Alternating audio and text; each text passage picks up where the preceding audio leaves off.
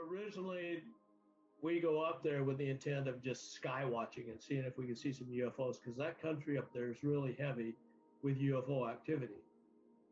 We get up there, it's overcast. We're all sitting out there, and maybe about 11 o'clock at night, just drinking coffee and chatting. And we're not expecting anything because it's overcast. You can't see the stars. There's very little chance we're going to see any UFO activity. So we're just sitting there chatting, having a good time, and talking about some spiritual stuff. And then you can see the stars start to shine through the clouds a little bit, but it didn't clear up all the way. It just cleared up in a circle over our heads. And it's like somebody had taken a biscuit cutter and just punched a hole through the clouds. And so it's just a perfect circle over our heads. And we're looking up there, and we can see all these stars shining, and it's just really, really brilliant. It's like nothing I've ever seen before. It's you got literally millions of stars up there in the sky, and it's like nobody's ever seen anything like this. And you can see this ship.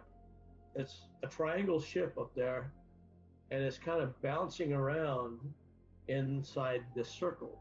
And it'll come to the end of the circle and hit like the edge of the clouds, and it'll just bounce randomly around to the other side and then bounce back. And it was a real slow motion type of thing. I was watching the ship bounce around and the stars up in the sky, and my shaman from New Mexico looks up there, and he's an amateur astronomer, and he's looking up there because he says, I don't recognize this sky. There's just, these stars are not familiar to me. There's no constellations up there. I'm like, what do you mean there aren't any constellations? He says, this is not the same sky that I usually look at night. So I says, I don't know what this is. I'm sitting there getting mesmerized by it all, because it's just kind of putting me in a trance, and everybody else for that matter is kind of going in a trance-like state, because it's just really amazing. I walk around back, and you can immediately hear this clicking. It's like all over the place, and you could see these figures. It's kind of like shadow figures, but they were the praying mantis, and they were like a group of three of them out there in the backyard running around, and they would turn to look at you, and they had these great big old red saucer eyes. And they're doing their thing. They're not really paying much attention except just to turn and look at us every once in a while. And she looks out there, she sees what, she says, I'm going to go out there and talk to this thing. I'm going to go out there and see if I can make contact with it. Now I say, I want to look this thing in the eye. So she walks down the porch, she walks out in front of it, and you could see him kind of reach out underneath her and lift her like about 3 feet off the ground and just kind of look her in the eyes. And her head kind of goes back, and her shoulders are crunched up like, she's being lifted. Then he just sets her back down on the ground, and she walks back up kind of dazed and confused. And she says, I said, well, what? And it's like looking into the universe. She says, I looked in the eyes, I could kind of see the universe out there. It was really amazing. I talked to her, I said, I'm going to go out back where we originally met these guys, where they showed up, and I'm going to ask them to show themselves to me. So I'll be back in a minute, right? So I walk back out the back, and I'm looking at a couple of them that are around. I says, show yourselves to me. I want to see what you really look like, because all I'm seeing is the shadows, and everybody wants to see what you really look like. And immediately I feel it walk up the side of me, and I could look up to it. I can see these eyes kind of staring off in the distance. He says, you want to see us? I said, yeah, I really want to see you. She says, you sure you want to see us? I said, yes, I really, really want to see you. I want to see what you look like in real life. Stop doing the shadow thing. He says, nope. And he turns around and he runs off. I'm thinking, what the hell? I said, well, if it does that, I turn around and walk back, drinking my coffee, and we just sit there, we're chatting and listening, and run up and down the field, and you can hear their clicking. And at this point, there's like maybe 3 sets of 3 of them out there. They were all over the place. And you hear them just going, I don't know if it's like a sonar thing with them or something, where they know where each other's at or what, but they were running up and down the road next to the side of that trailer. And we sat there for another half hour, 45 minutes. I said, okay, I'm going to go appeal to these guys again. I really, really want to see these guys. I want to know what's going on. So I go back out there again. I said, okay, guys, I want you to show yourself. And the same one shows up next to me, and I could feel his arm kind of, his claws, appendage, whatever you want to call it, settle over my shoulder. And I could literally feel it going from here to here. And there's this cold electrical energy just kind of melts down my back, down my spine, and all the way down through my tailbone. And he says, not yet. You're not ready to see us yet.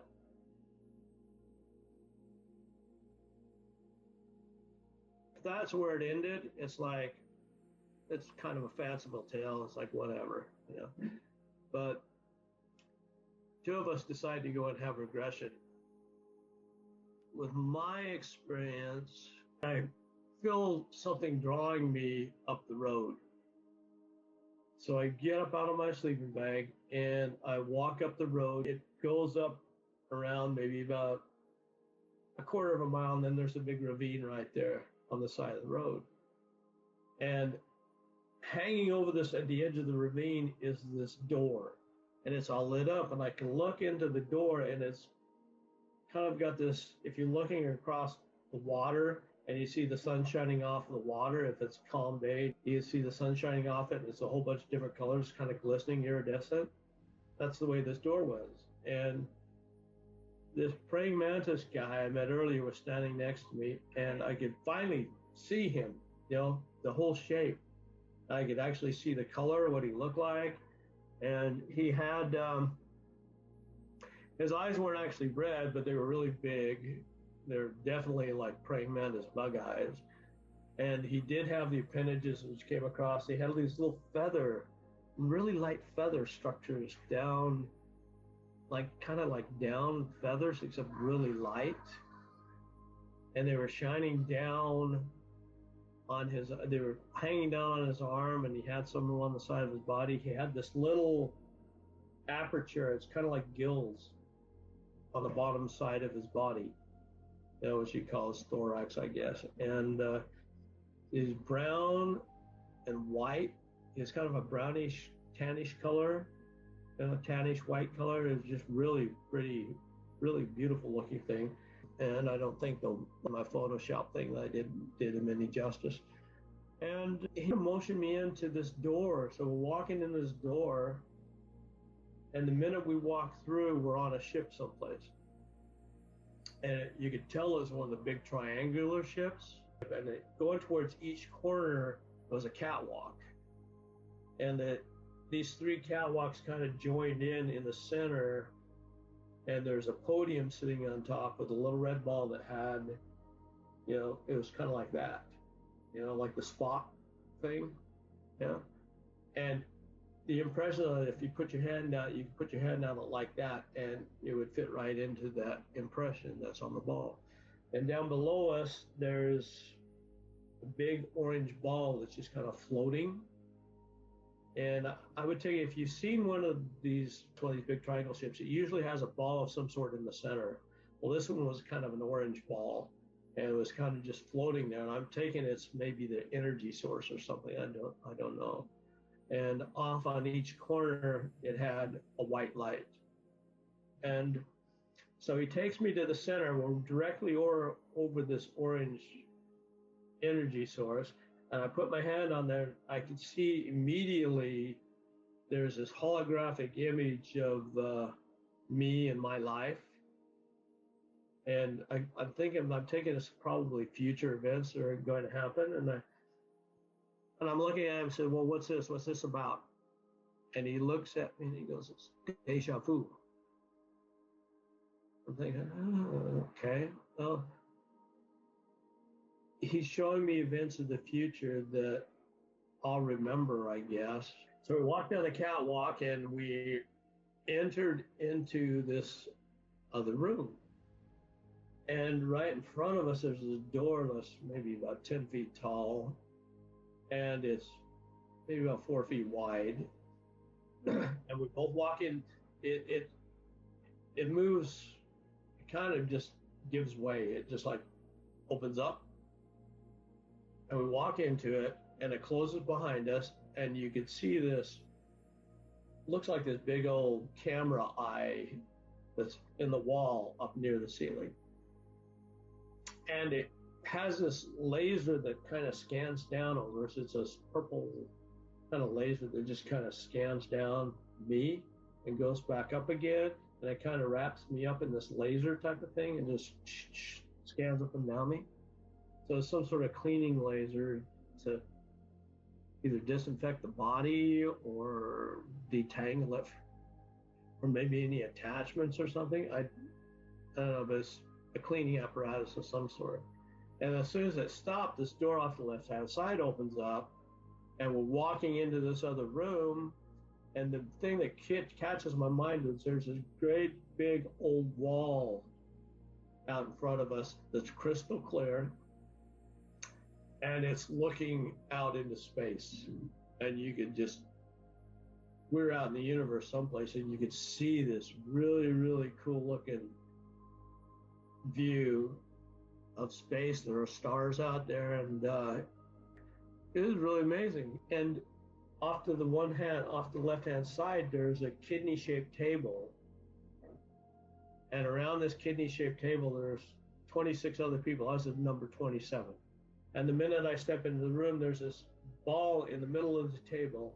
It's a crystal ball, great big crystal ball, and it's sitting in the middle of the table on a pedestal of some sort. It's got 4 sides to it, and it comes up at an angle like this, and the ball is sitting on top, and the angles, it kind of wraps around the ball a little bit to hold it in place, but it's got this crystal ball sitting there.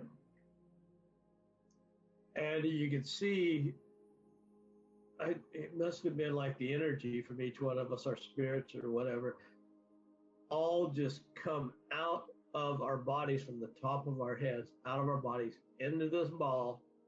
We all mix up. It's just like everybody just kind of swirls around in this ball, like we're all becoming attached to each other or something, like we're one. And then boom, it kind of explodes back into each one of us. And maybe it's versions of me or something out there, I don't know, but they were kind of humanoid looking individuals. There's a couple that were kind of, no, I get the impression we're not humanoid. And it's like mixing all our energies up together is what it was doing.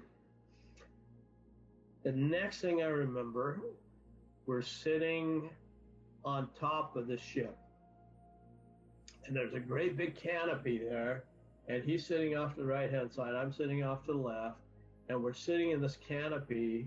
It's this huge canopy, and it's like a glass canopy, and we can see in 300 all over the place, you know. We're just open to the universe. I mean, you look up and you can see nothing but stars.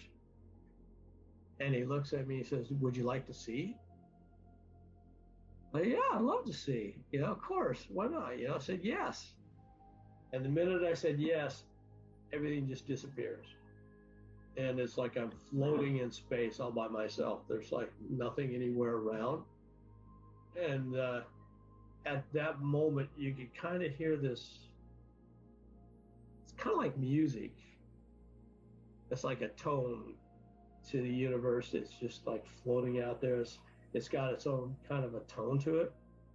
And the only way to describe this, say like if you feel a wind blowing and it blows through your body, and you can feel it blowing through every cell of your body, and it just goes through you, and you can feel this wind as it blows through you. It's kind of like that. You get this tone, this musical tone that just flows in your body and flows through you, and you can feel it through your whole body, like every cell is touched by that. And I'm sitting there listening to it for a minute, and then it disappears, and I'm back into the ship, and I wake up. Next thing I remember, I'm waking up and I'm just pouring sweat. If you added that onto everything that happened before, this amazing experience that happened with these praying mantis, and that's only one of 2 times where I've ever regressed to find out what was going on. And this was just, it was much more than I anticipated it to be.